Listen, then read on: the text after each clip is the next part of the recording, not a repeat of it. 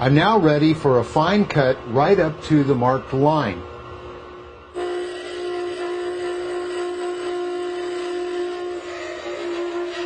Don't be timid, because this is where we really need to reduce the stone on the pallet to keep a normal sized die in the anterior region. There's my fine cut right up to my standards line. Just to finish up, I want to check the palatal cut to make sure it's smooth and continuous.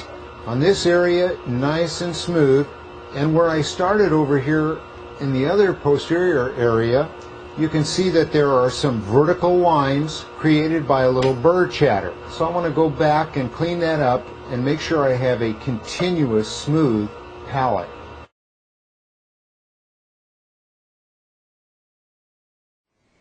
This is where we're going to make our cuts, and we don't want to take any chance of damaging this very delicate margin during the cutting operation.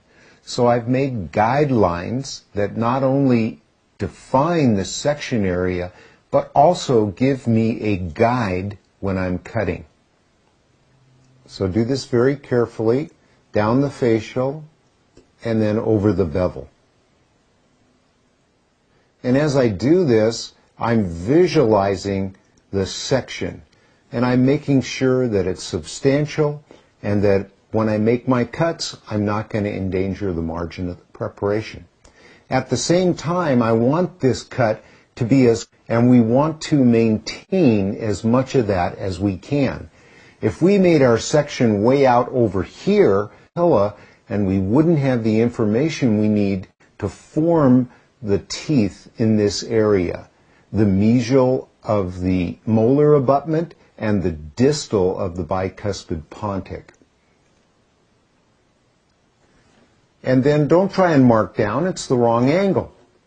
Rotate the model so you're looking directly at the mark line of the cut, and you can hold this perpendicular line all the way to the base. Now look at that. I have a nice, healthy die section, straight cut lines, and I'm setting myself up for success.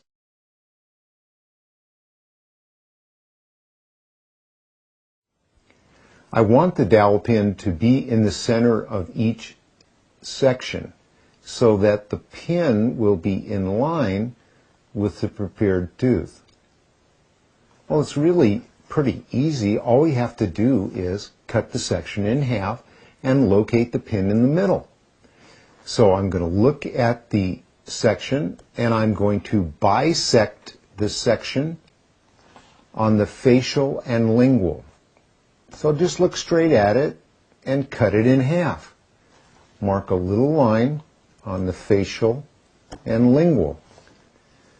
Always rotate the model so that you're drawing the liner right towards you. And my last contact. Now you see I have all the center lines lined out for my die, so that when I drill my holes, I'm going to drill them right on that center line, and I can place the pin right in the middle of the section. So now the next thing that I have to lay out really is the position of the pin from the facial to the lingual. All we're going to do is bisect or put a line in the center of each section between the facial and lingual surfaces. And that completes our die model layout, ready for drilling and gluing pins. You can see exactly where to place that pin.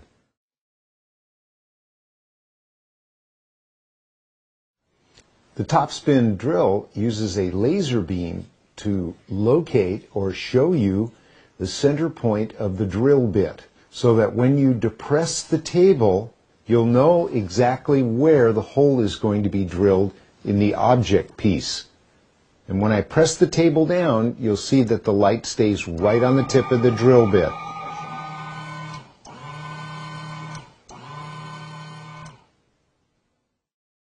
The Renfort Topspin has an adjustable stop that limits the table travel and allows you to adjust this for precisely the depth you need depending upon the dowel pin you're using. On the back side you can see this wheel, and by setting the wheel we can limit the travel of the table and therefore controls the depth of the hole that's being drilled in the die model.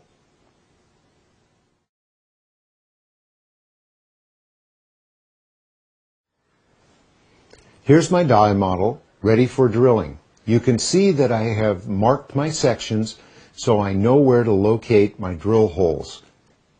But before I drill holes, I want to do a test hole to make sure that my drill bit is drilling the correct depth. And now I've drilled the adjusted hole and I'm going to check it. And you can see that it sets all the way down now, even with the base. So now I know I have the correct drill depth and I'm ready to drill my standard case model. And here I like to look at this angle so I can see the facial down here. I can see where the model stone is here, because if I put it in the center of the tooth you can see it's too close to the facial and too far from the lingual. I want it in the center of the section, right there.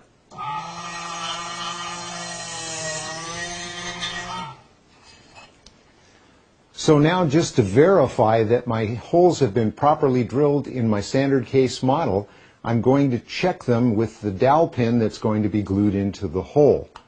So here's the first one. Oh, very nice. Fits all the way down quite easily. Second. Yes, no problem. Just go right around the arch. Check the... oh boy, that's tight. Boy, I'd have trouble getting that pin in with glue. So before I go on, I'm going to take an additional drill that I've mounted in a pin vise, and I'm going to use this as a quick little reamer by putting it in the hole and just giving it a light little twist. It just cleans out the hole, and that'll allow the pin to seat without hanging up. Perfect.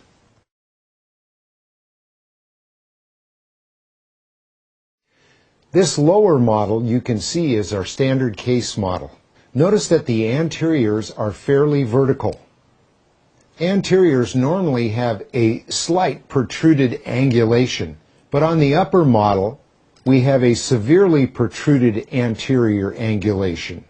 This is going to present some special requirements when drilling for pinning sections.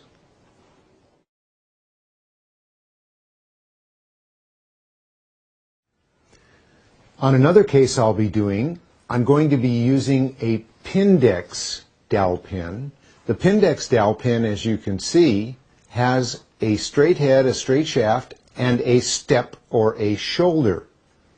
And I'm able to drill a hole where the shoulder is absolutely flush with the base of the die stone. So when I place my pin and sleeve in this properly drilled hole, the sleeve is going to sit right at the surface of the stone and seal the die from the base stone.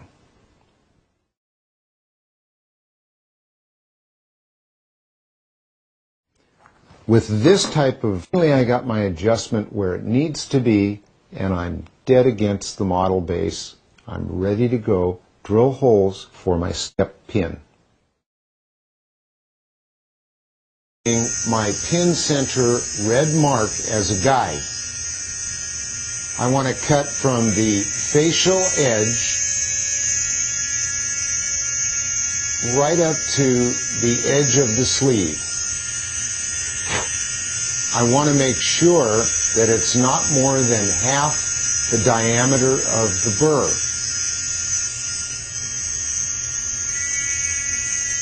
Right down the red line and up to the sleeve. And now I've cut all the grooves in the center of the sections right up to the sleeve on the facial aspect of each section.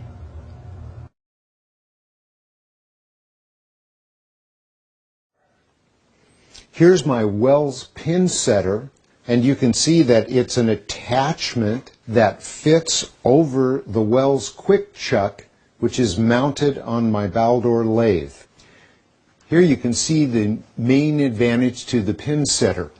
It has a hole in the center of the table that allows you to see the model placed on the other side so that we can precisely drill the hole exactly where we've marked it. We've marked all the sections and the center of the sections and the center of the die model from facial to lingual, and I'm ready to drill all of my pinholes. So I'm going to place the model on the table of the pin setter and line up the drill right with my mark and just pull forward. This is the only way I know to place the pin exactly where you've laid it out.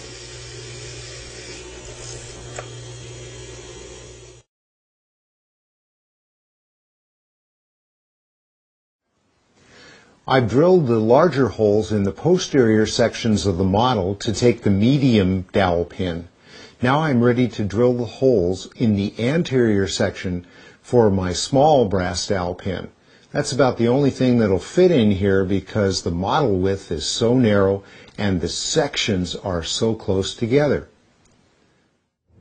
Before I drill these very tight anterior holes, I've used a number 4 round burr and placed a little dimple right where I want my drill hole to be. This will stop the drill from moving during the drilling operation and locate the hole exactly in the center of the section. I've placed the model in position on the drilling table, and you can see that I can precisely locate the drill exactly where I made my little start depression. So I'm ready to drill my holes.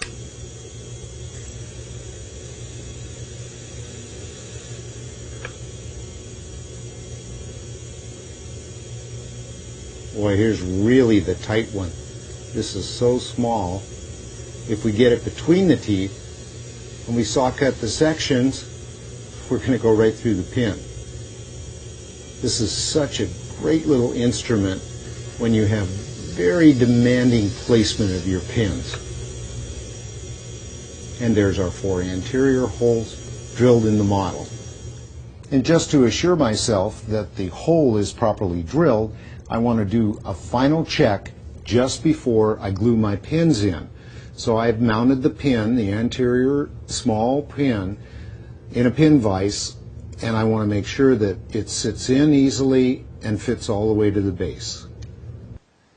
And just the last pinhole, perfect, ready to glue the pins in the model.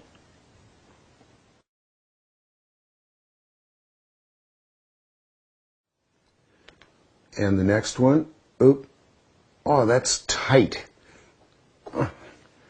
So rather than waiting and having that cause me problem when I get to my gluing, I've taken an additional pin drill and mounted it in a pin vise, and I'm going to remount that drilled hole until the pin goes easily to place. Check with the dowel pin one more time.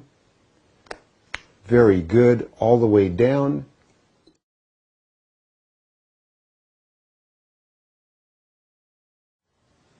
See how I've absorbed all of the excess adhesive and placed the flat surface of the pin towards the midline on the model. Continuing around, I'm going to place the pin in the tissue section of the die model. First droplet, so it runs into the hole. Second drop, place the pin. I like to see that excess adhesive. I know that the hole's full and the pin is well saturated. But don't forget to absorb that excess from around the junction of the pin and the die model. Because if you leave all that adhesive, it likes to stick to the base stone when the model base is poured, and all of that stone chips free from the base and just makes repeated seating of the section into the base inaccurate. I've completed one side of the model. Now I'm going to be cementing the pins on the other side. So first droplet at the junction of the edge of the pinhole and the die model, and then more adhesive on the pin. Place the pin and make sure that you place it so that the flat of the pin is towards the midline, and absorb the excess adhesive.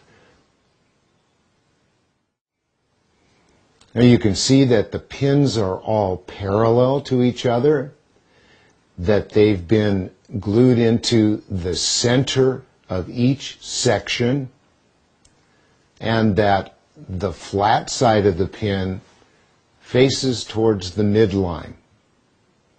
And now we're ready to cut our position grooves.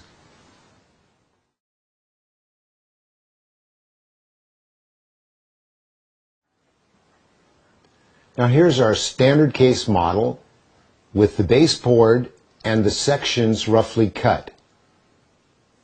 I want to talk to you about this little dimple down here, which is called a position groove.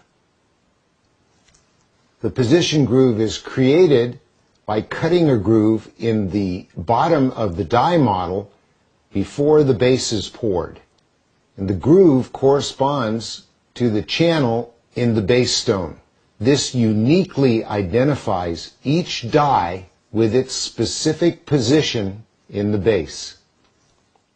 And because I've marked the center of each section with the red line, I can follow each red line on each section, and that way I'm assured that I'm cutting the positioning groove in the center of each section. Now position for your second groove. Start the cut on the facial edge and move the burr till it comes right up next to the pin. Well, I've completed the position groove cut in each section. You can see that they're not undercut, they're less than half the diameter of the burr, and they go all the way to the pin. One positioning groove in each section. Now I'm ready to pour my base.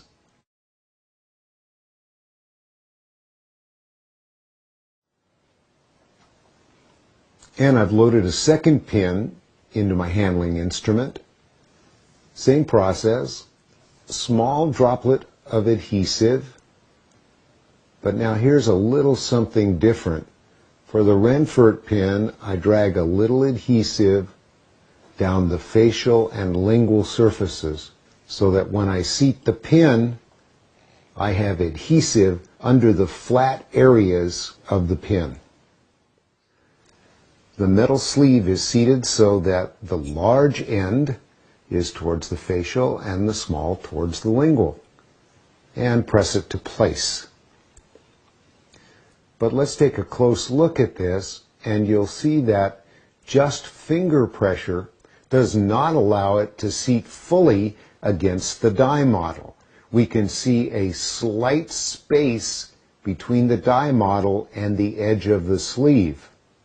Base stone will flow between the sleeve and the pin, leaving an area that will be difficult to manage during fabrication. So I'm going to use the bi-pin instrument to help me seat that sleeve all the way down on the pin. The instrument fits on top of the sleeve, and with good pressure, press down, and the sleeve is fully seated. And now you can see the bottom of the sleeve fits tightly against the die model. And here we can see the model with all of the metal sleeves in place, and I've checked to be certain that they're all sitting flush with the die model. And lastly, I've placed the pin tip boots onto the pins and cut the position grooves in each section, and I'm now ready to pour the base for the model.